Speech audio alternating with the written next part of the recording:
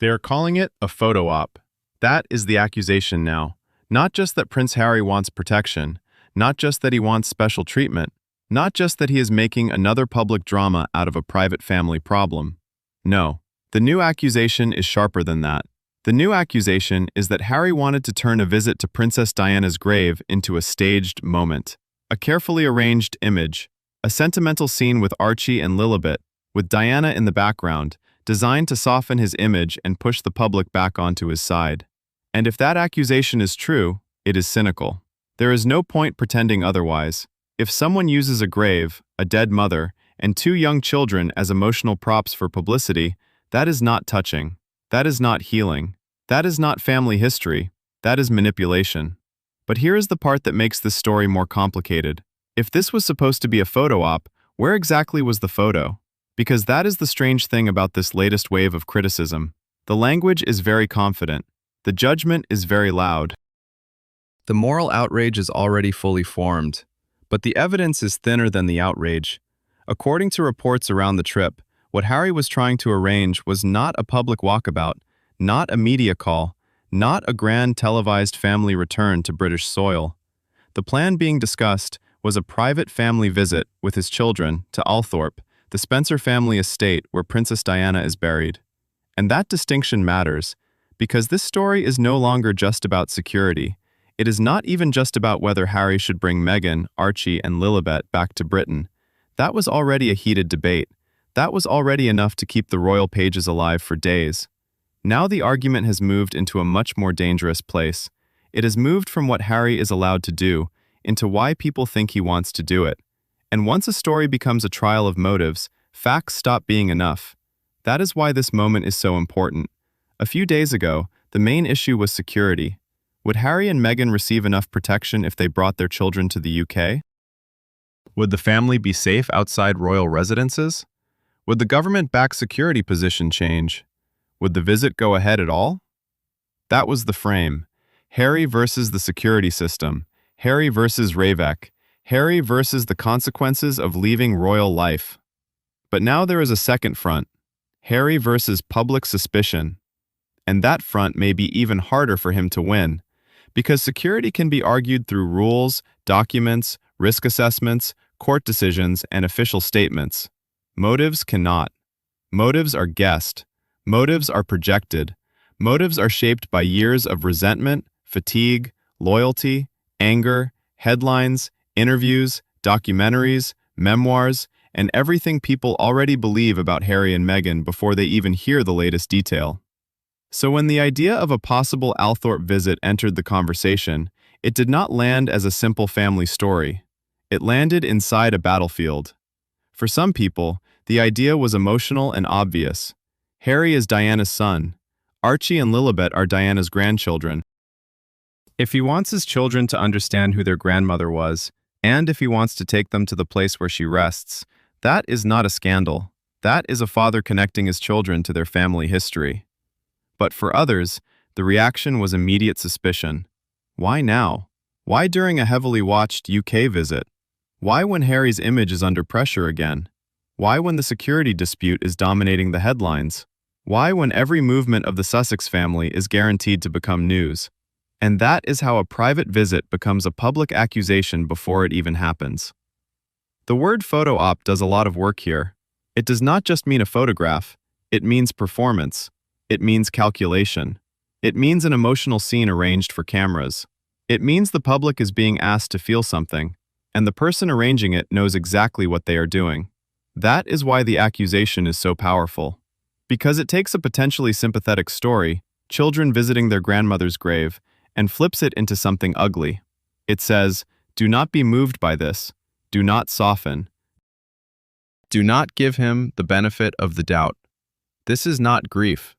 This is branding. And once that idea is planted, every detail gets interpreted through it. If Harry wants to bring his children, it is not because they are Diana's grandchildren. It is because he wants the emotional power of Diana attached to them. If Meghan comes, it is not because she is his wife and part of the family. It is because the Sussex brand needs a soft focus moment. If Althorp is mentioned, it is not because it is a private family place. It is because Diana's name still moves people. If security is raised, it is not because Harry genuinely fears press intrusion or danger. It is because security itself becomes part of the drama. That is the machinery of suspicion. And to be fair, Harry has given his critics material over the years. His memoir was deeply personal. His interviews were explosive. His Netflix series turned private pain into global content. He has spoken about Diana many times, often in ways that supporters call honest and critics call exploitative. So the public suspicion did not appear out of nowhere. But the question is not whether Harry has ever used his story publicly. He has. Obviously he has. The question is whether this specific planned visit to Diana's grave was actually a staged publicity moment, or whether the accusation has become so automatic that people no longer need evidence before they make it. That is the real story. Because this is what happens when a public figure loses the benefit of the doubt. Even silence becomes a tactic. Even privacy becomes suspicious. Even a visit with no cameras can be described as a photo op, because people are no longer responding to what happened. They are responding to what they believe Harry is capable of. And that is why this story has escalated. It is not standing still anymore. It is not just another chapter in the security dispute. It is becoming a broader argument about whether Harry can ever do anything involving Diana without being accused of using her. And that question is uncomfortable, because both sides can make a case. On one side, critics say Harry has repeatedly brought Diana into his public narrative. He has connected his mother's experience with his wife's experience. He has compared press intrusion then and now. He has built much of his public identity around trauma, protection, and the fear of history repeating itself. So critics hear visit to Diana's grave, and they do not hear family. They hear strategy. But on the other side, supporters ask a very simple question. What exactly is Harry supposed to do? Never mention his mother? Never take his children to the place where she is buried? Never allow Archie and Lilibet to have any connection to Diana because the press might accuse him of exploiting it? That is not realistic either. And it is especially strange when you remember why Diana was buried at Althorp in the first place. Her final resting place was chosen to be private, protected, away from constant public access. She is buried on an island in the lake at the Spencer estate, not in a public royal tomb where crowds can pass by every day. The whole point was distance, quiet. Family access without turning the grave itself into a permanent media stage. So if Harry wanted to take his children there privately, that would actually fit the purpose of the place, not contradict it. And yet the accusation still spreads because Harry plans quiet private family visit is not a headline that travels far. Harry accused of turning Diana's grave into a photo op travels much faster. That is the media logic underneath this entire story. A private family visit is soft, complicated, hard to argue with. A photo op is sharp. It gives people something to be angry about. It lets supporters and critics fight instantly. It turns a family question into a moral test. And for channels, columns, comment sections, and social media accounts, moral tests are gold. Because nobody comments harder than someone who thinks they are defending decency. So now the audience is split. Some people look at Harry and see a son still trying to keep his mother close. Other people look at Harry and see a man who knows exactly how powerful Diana's memory still is, and who knows that anything involving her will pull attention back toward him. And the uncomfortable truth is that the public may never fully know what was in his mind. But we can still look at the available pattern. We can ask what was reportedly planned. We can ask what was actually shown. We can ask who benefits when the quietest version of the story is replaced by the most cynical version. And we can ask the question that should sit underneath the whole debate. If the purpose was publicity, why does the plan being described depend so heavily on privacy? Because according to reports, the wider UK visit was already under intense pressure before the Althorp angle became the emotional center of the story. Harry and Meghan were expected to be in Britain around events connected to Invictus. There was discussion of whether Archie and Lilibet would come too, which would make it the children's first UK visit in years. There was also speculation about a possible meeting with King Charles, who has had very limited time with his grandchildren. Then came the security issue. Harry's side argued that the family could not simply move around Britain without proper protection. Reports said he was exploring every available option to make the trip work safely. The concern, according to sources close to him, was not just where the family might stay, but what happens when they are outside a protected royal residence. That part is important because it shows the original problem was practical. Can the family come safely? Can the children be protected? Can Harry fulfill public commitments while also bringing Meghan and the children, without exposing them to the kind of attention he has spent years warning about? That was already a difficult story. But then Althorp gave it emotional force. Because a visit to Britain is one thing, a possible visit to Diana's grave is another. Suddenly this was no longer just about logistics, it was about memory, grief, Diana, the grandchildren she never met, Harry's old wounds. Meghan's past visit there, the press, the public, and the question of whether anything connected to Diana can ever be private when Harry is involved. That is why this story caught fire. It has all the elements that make royal coverage explode. A security dispute, a fractured family, a king who may or may not see his grandchildren, a brother who is not expected to reconcile easily, a wife who will be blamed by some people no matter what she does, two children whose faces and lives are still largely protected, and Diana, whose name still changes the temperature of any royal story the moment it appears. But here is where the photo op accusation starts to wobble. Because a real photo op usually needs visibility. It needs an image. It needs a moment the public can consume. It needs someone to see it, capture it, publish it, share it, discuss it, and attach meaning to it. That is the whole point. A photo op without a photo is not impossible, but it is a very strange accusation. It starts to sound less like a description of what happened and more like a prediction of bad faith. And that matters because there is a difference between saying, "I am worried Harry might use this emotionally," and saying, "Harry planned to use this as a staged photo op." The first is an opinion. The second sounds like a claim, and claims need evidence. So what is the evidence? Was there a camera crew announced for the gravesite? No. Was there a public media call at Althorp? Not in the reports around this possible visit. Was there a plan for Harry and Meghan to release images of the children at Diana's grave? That has not been established. Was there a history of Harry turning that specific grave visit into public imagery? That is where the story becomes very interesting, because the strongest counterargument is not emotional. It is practical. Harry has already taken Meghan to Diana's grave before. He wrote about it in Spare. He described the visit. He described bringing Meghan there on the anniversary of Diana's death in 2022. He described the personal meaning of that moment. But there was no public photo from the grave. No staged image of Meghan kneeling there. No official Sussex release from the island. No glossy family portrait. No 4-year campaign built around that visit. And if the argument is that Harry sees Diana's grave as the ultimate emotional publicity tool, then the 2022 visit creates a problem for that argument. Because he had the moment, he had Meghan, he had Diana, he had the symbolism, he had the anniversary, and still, the public did not get the photograph.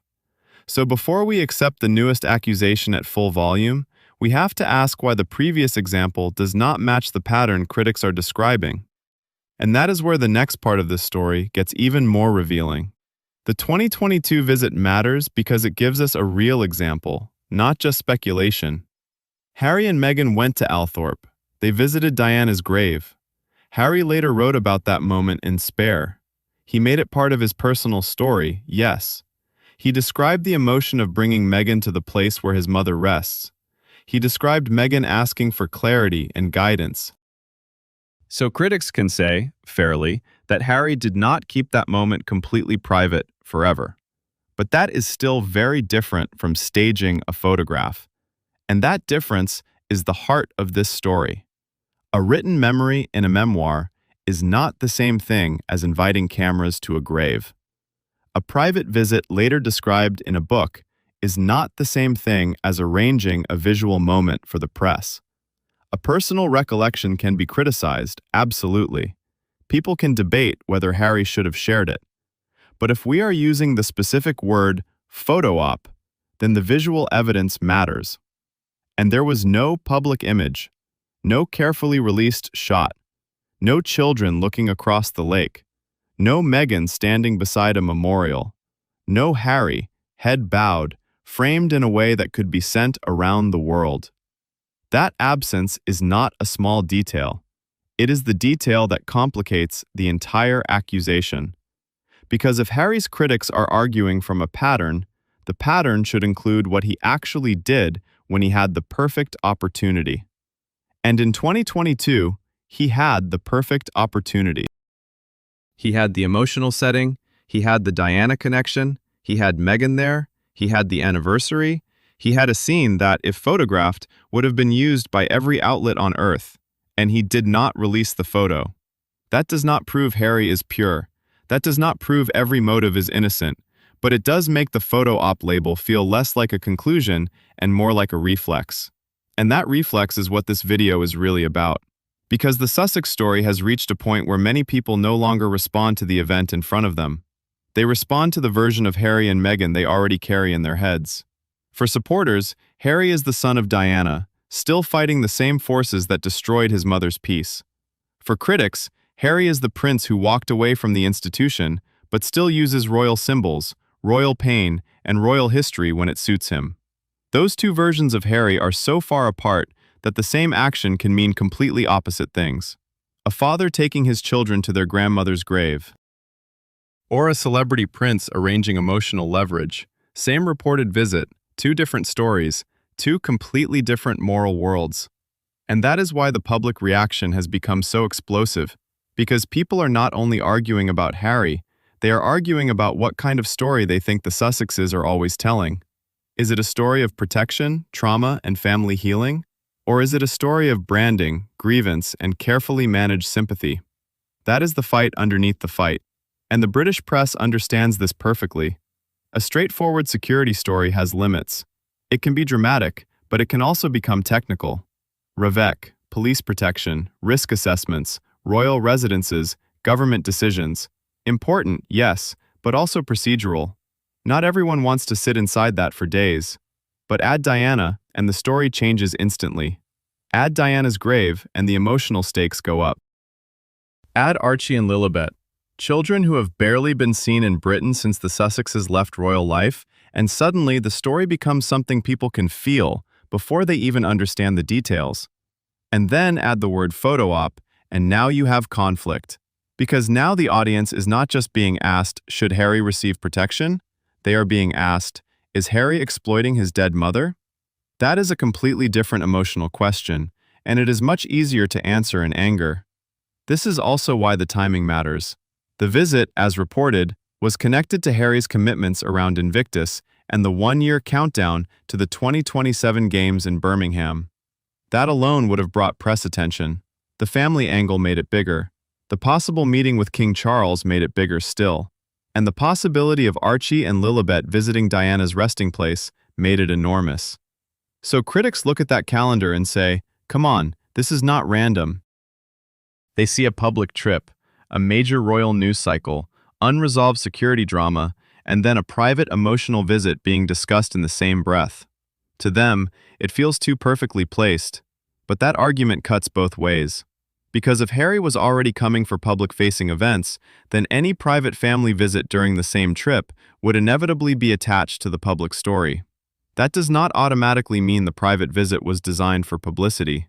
It may simply mean that when you are Prince Harry, there is no such thing as a clean private action inside a public trip. That is the trap. If he does not bring the children, people say he is keeping them away from Britain and from their family. If he does bring them, people say he is using them. If he avoids royal spaces, people say he is rejecting reconciliation. If he accepts royal accommodation, people say he wants royal privilege. If he visits Diana's grave privately, people call it a hidden emotional stunt. If he does it publicly, they call it exploitation. There may be no version of this visit that does not become evidence for somebody's existing argument, and that is exactly why the photo op accusation has power. It does not need the photo. It only needs the belief that Harry would want one. That is a dangerous standard, because once public suspicion becomes the evidence, The person being accused can never really disprove it. No cameras? That just means they were hidden. No photos released? That just means the strategy changed. No public statement? That just means the silence is calculated. Every absence becomes suspicious. And that is not analysis anymore. That is a closed loop. Still, we should not flatten the other side either. There is a reason people are sensitive about Diana being used in public narratives. Diana's image has been turned into a symbol for decades. She has been used by the monarchy, by the press, by filmmakers, by documentary makers, by fans, by critics, by almost everyone with a stake in the royal story. Her face still sells. Her name still softens harsh stories. Her tragedy still carries emotional authority. And Harry knows that. Of course he knows that. He grew up inside the machine that made Diana both beloved and hunted. He understands better than almost anyone that her memory has public force. So when Harry invokes Diana, people listen differently. When he compares the treatment of Meghan to the treatment of his mother, people react strongly. When he talks about protecting his family from the press, Diana is always in the background, whether he says her name or not. And when he wants to take his children to her grave, the public does not experience that as a simple private family visit. They experience it as part of a much larger story about Harry's identity. That is why this is so combustible, because Harry is not just any son visiting any mother.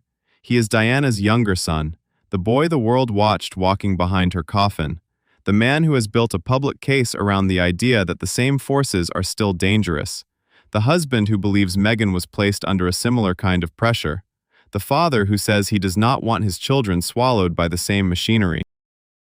So every Diana reference is loaded.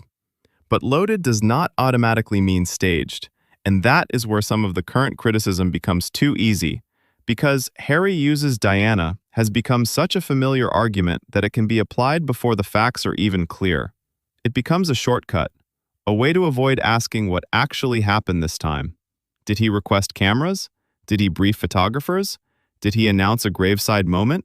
Did he release images? Or did a possible private visit become public because every detail of the Sussex trip is already being watched, leaked, interpreted, and monetized by other people? That last possibility should not be dismissed, because the press can accuse Harry of seeking attention while also turning every private possibility into content. That is one of the contradictions at the center of the Sussex coverage. Harry and Meghan can be criticized for oversharing. They have shared a lot, that is true. But the media ecosystem also feeds constantly on things they do not share. Speculation becomes news. Possibility becomes plan. A closed estate date becomes a clue. A family visit becomes a strategy. A security concern becomes drama. A child's possible presence becomes a headline. And then, after building the story up, some of the same ecosystem turns around and says, "Look how much attention they attract." That does not mean Harry is blameless. It means the machine is not neutral. This is where the audience should slow down. Because if the story is, Harry planned to exploit Diana's grave, then we need one kind of evidence. But if the story is, the press and public are suspicious because Harry's past public storytelling has damaged trust, then that is a different argument. The second argument is stronger. Harry has created a public record that makes some people skeptical. His critics did not invent that skepticism from nothing. He has used private memories in public ways. He has made family conflict part of his media presence. He has asked for privacy while also choosing moments of enormous disclosure. That contradiction is real. But the first argument, the specific accusation that this was a photo op, needs more than vibes. Because otherwise, we are no longer judging an action, we are judging a character. And that is exactly how royal coverage becomes endless. The same facts get recycled through different moral filters. Supporters say, a son has the right to grieve and to introduce his children to their grandmother. Critics say, he always knows how to place himself near the most sympathetic symbol. Supporters say, no cameras, no photo op. Critics say, the emotional leak is the photo op. Supporters say, the grave has been protected from public intrusion for decades. Critics say, mentioning it at all is the intrusion. And the comment section fills itself. That is why this story is perfect for debate, but terrible for certainty. because everyone can find one piece that supports what they already believe. If you distrust Harry, you see calculation in the timing. If you sympathize with Harry, you see cruelty in the accusation. If you dislike Meghan, you see her presence as strategy, even when the story is about Harry's mother. If you dislike the British press, you see another example of a private family matter being turned into a public trial. And if you are somewhere in the middle, you probably see something more uncomfortable. You see a man whose public choices have made people less willing to believe him. And you see a media environment that profits from making sure he is never believed. Both things can be true. That is the middle ground almost nobody wants, because it does not give you a clean villain. It says Harry may have contributed to the suspicion around him, but it also says suspicion is now being used against him, even when the evidence is weak. And that is why the Althorp detail matters so much. Althorp is not just a dramatic backdrop. It is not a studio. It is not Buckingham Palace balcony. It is not a red carpet. It is not a Netflix interview set. It is a family estate with a grave deliberately placed away from public access. Diana's burial place is on an island. Visitors to the estate can pay tribute at a memorial area, but the grave itself is not a place where the public simply walks up and takes pictures. The geography of the place already says something. It says distance, protection, separation between public memory and private grief. So when critics describe a possible visit there as a photo op, they have to explain how that would actually work. Would Harry invite cameras into one of the most private places connected to his mother? Would the Spencer family allow the grave to become a media stage? Would Meghan and the children pose for the very kind of image Harry knows would be torn apart instantly? Maybe someone believes the answer is yes, but belief is not proof. And the reason this matters is not because Harry must be defended at all costs. He should not be. Public figures can be questioned. Motives can be examined. Contradictions can be called out. The reason it matters is because if we call everything a stunt, then nothing private can survive. And that is bigger than Harry. The royal family has always lived with this contradiction. Their private milestones become public property. Births, deaths, marriages, illnesses, grief, reconciliation, estrangement, even silence. Everything becomes part of the story. The public feels ownership because the monarchy itself depends on visibility. But Harry is in a strange position because he left the working royal role while still being impossible to detach from royal symbolism. He is outside, but not really outside. Private, but never fully private.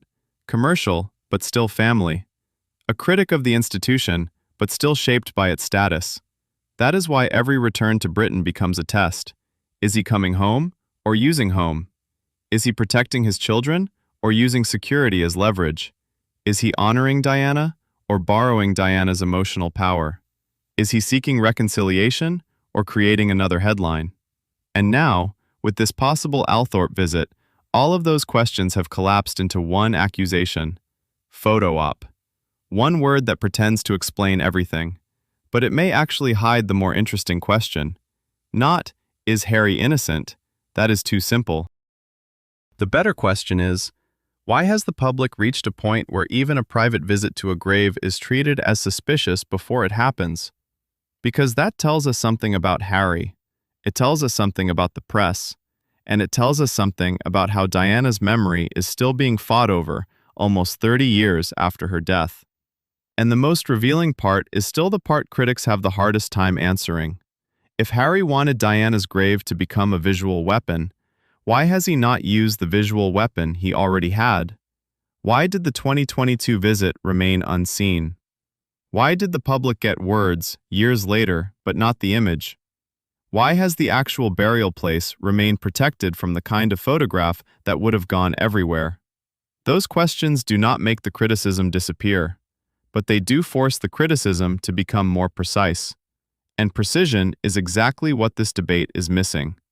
So let's make the criticism more precise. If someone says, "I do not trust Harry's motives," that is an opinion. People are allowed to have it. If someone says, "Harry has used Diana's story publicly before," that is fair to discuss. He has spoken about her, written about her, and connected her experience to his own fears about the press and his family. If someone says, "The timing of this possible visit is convenient," That is also a legitimate question. The visit is being discussed around a major UK return, Invictus commitments, security tension, and possible family meetings. But if someone says, this was a photo op, then the question becomes much simpler. Where is the operation? Where are the photographers? Where is the arranged public moment? Where is the image Harry is supposedly trying to sell? Because right now, the most powerful part of the accusation is not what has been proven. It is what people imagine. They imagine Harry arriving with Meghan and the children. They imagine the cameras. They imagine the emotional framing. They imagine Diana's name being used to soften the Sussex brand. And once that imagined scene exists, it almost does not matter whether the actual plan was private. The public is already reacting to the movie in its head. That is why this story is so revealing. It shows how far the Sussex conversation has moved away from facts and into instinct. People do not wait for the thing to happen. They judge the intention before the thing takes place. And in a way, Harry is trapped by his own history. Because he has asked the public to understand his private pain, he has built much of his case around what happened to Diana, what he experienced as a child, and what he fears could happen to Meghan and the children. He has made the argument personal because, for him, it clearly is personal. But once you make private pain part of a public argument, you lose some control over how people read your private choices later. That is the cost. So when Harry now wants privacy, critics say, but you made this public. When he wants protection, critics say, but you left the system. When he wants his children to know Britain, critics say, but you built their life somewhere else. When he wants them to know Diana, critics say, but you always return to Diana when sympathy is useful. That is the wall he is hitting. And whether you think that wall is deserved or cruel probably depends on where you already stand. But here is the part I keep coming back to. Archie and Lilibet are not symbols first. They are children first.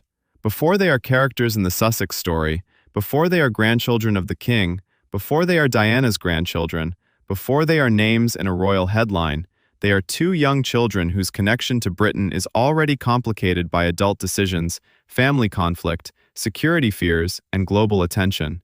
So if their father wants them to visit the resting place of the grandmother they never met, that does not automatically have to be viewed through the most cynical possible lens. It can be questioned, it can be discussed, but the humanity of it should not be erased. Because there is a very normal version of this story. A father takes his children to a private family place. He tells them about their grandmother.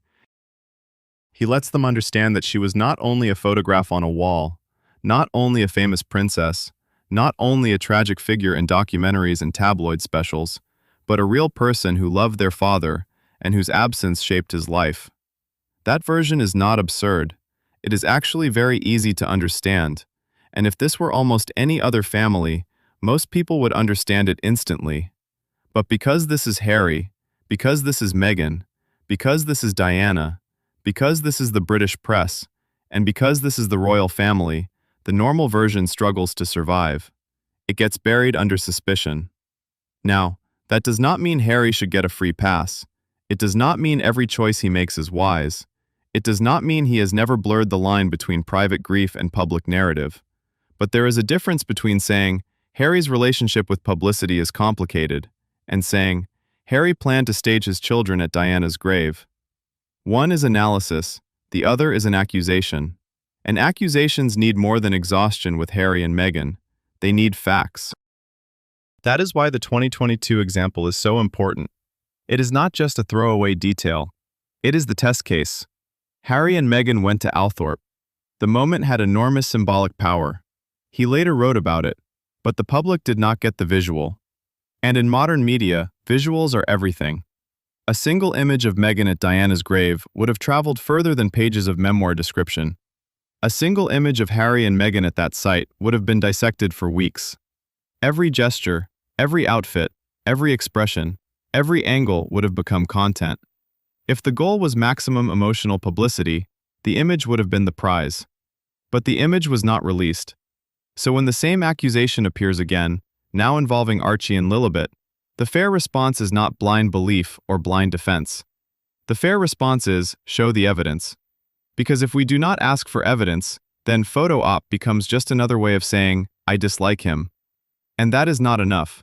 It may feel satisfying, It may get clicks. It may light up the comment section. But it does not actually tell us what happened. And this is where the story becomes bigger than one visit, because Diana's memory has always been contested territory. The monarchy has its Diana. The press has its Diana. The public has its Diana. William has his Diana. Harry has his Diana. And those versions are not always the same. For some people, Diana represents warmth, vulnerability, rebellion, and emotional honesty. For others, she represents instability, media chaos, and the danger of turning personal pain into public performance.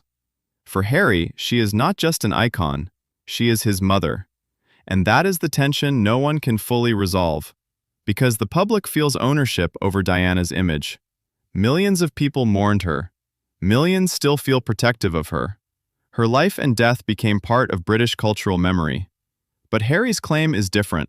He does not just remember watching her on television, he remembers being her child. So when critics say he should stop using Diana, they may be reacting to something real in his public storytelling. But they are also asking something nearly impossible from a son whose entire life was shaped by losing her in public. They are asking him to separate his grief from the most famous story about him. That may be impossible. The better question is not whether Harry should ever mention Diana. Of course he will. Of course he should be able to. She was his mother.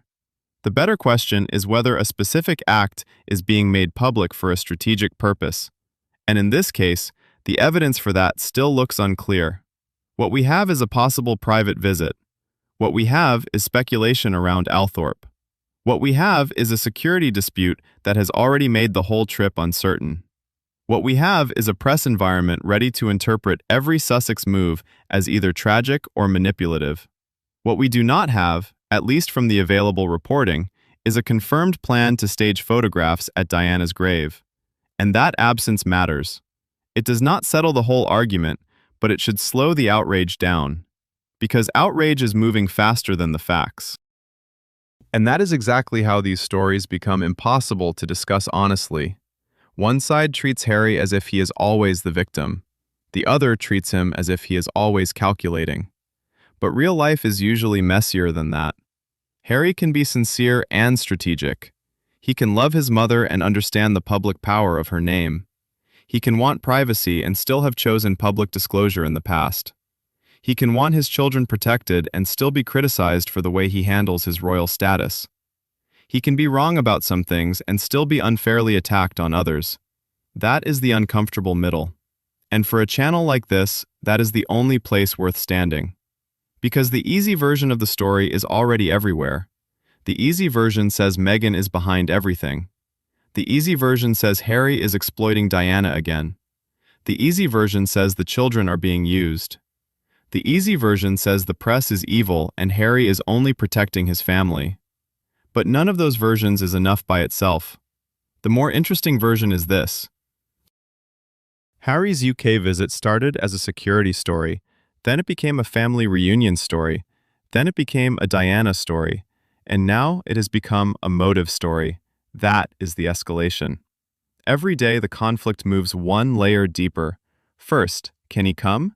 Then, can he bring his family? Then, can they be protected? Then, will the king see the children? Then, will the children visit Diana's grave? And now, is the whole thing emotionally sincere or a calculated performance? That is why this saga is not slowing down. It keeps finding a new front, and the newest front is the hardest one to fight, because it is about what people believe Harry is really doing, not what he says, not what is officially arranged, not what is photographed, what people believe. And belief is sticky. Once someone believes Harry and Meghan use every private moment as brand material, they will see even silence as branding.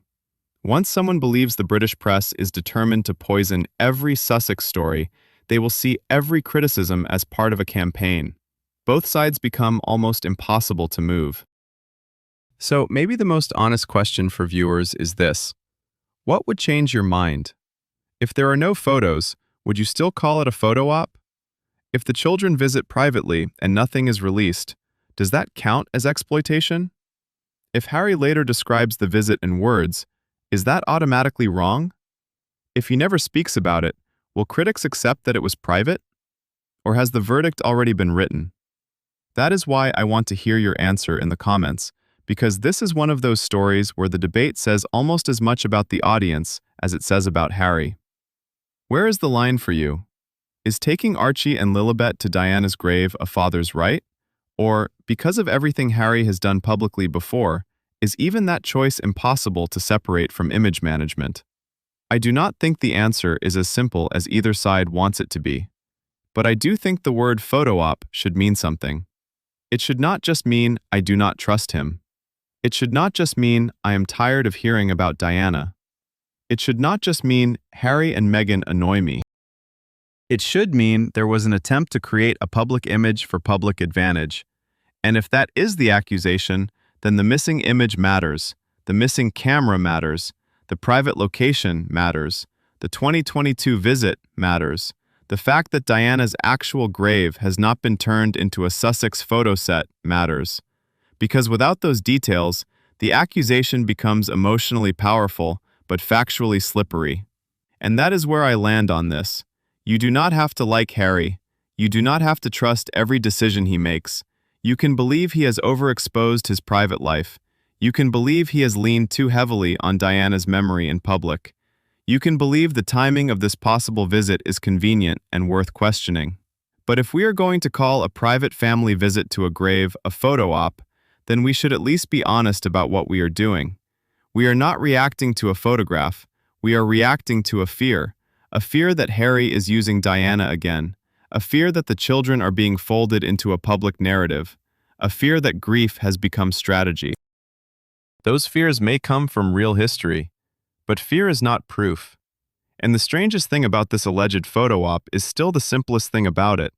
There is no photo, no image from 2022, no confirmed camera plan now, no public graveside release, no visible proof that the most private place connected to Diana has been turned into the stage critics are describing. So maybe the sharper question is not, why is Harry doing this?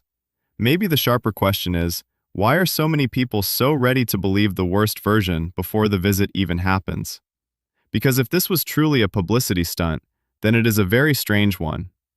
A publicity stunt with no public access, a media moment with no cameras, a photo op with no photo. And in a story this emotional, that missing photo may be the most important evidence of all. If you want more royal coverage that looks at both sides instead of just feeding the easiest outrage, make sure you are subscribed. And tell me in the comments where you stand on this, because this is the line that will split people right down the middle. Is this Harry protecting a private family connection to Diana? Or is the public right to question the motive because, with Harry and Meghan, private moments have so often become part of the public story? That is the real debate. Not whether people are allowed to criticize Harry. They are. Not whether Diana's memory is powerful. It is. Not whether the Sussexes have made choices that invited suspicion. They have.